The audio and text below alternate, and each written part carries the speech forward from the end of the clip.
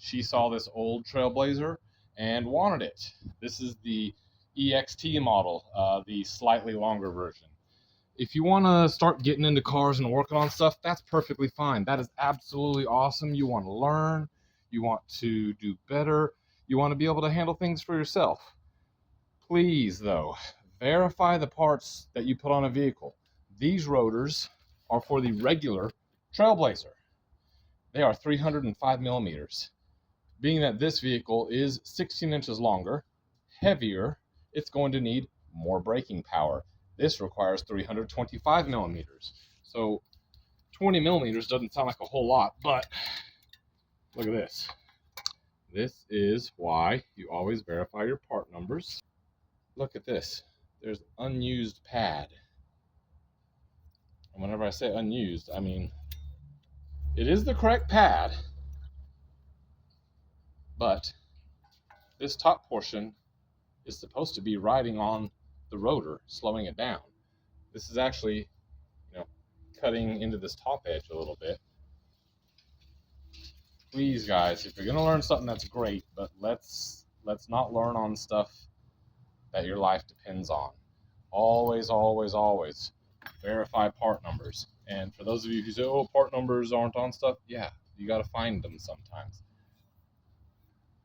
They're in the outer edge of this in a couple different spots, but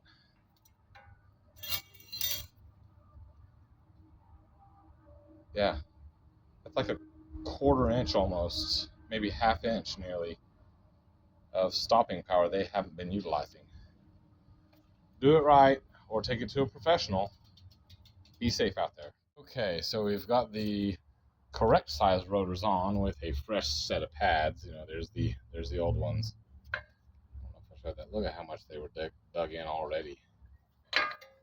Anyways, that is what it should look like. The rotor should extend out further than your pad. Well, I thought the video was over, guys. I wasn't going to film me doing the driver's side. I was just going to smash it out real quick. Got the wheel off, same issue. Wrong rotor on the brakes. But wait, there's more. They replaced the caliper. Good for them. The old one probably had a failure or whatever. The studs look pretty good. Maybe it needed a wheel bearing or a hub. Don't know. PBR? I don't know. But I bet whoever put this together was drunk, because look at this. That does not look like automotive hardware. The bolts that hold your brake caliper on. Let's see what we got hiding here. Oh, that wasn't very tight at all. Awesome. No way. No way. Is it just a 10? Wow. 10.9. So this is a metric bolt. It is the same as like a grade 8 bolt for SAE based off of tensile strength, but this bolt is not rated for automotive use. Guys, don't do that. If you lose a bolt when you're trying to do a job like this, go back to the auto parts store, or hell, go to a junkyard. They've got bolts everywhere, and I'm sure they'd be like, yo, just go ahead and walk on out the door with, a couple random bolts. Don't go to Lowe's and get, just a random bolt to hold your brakes on. Gee, me.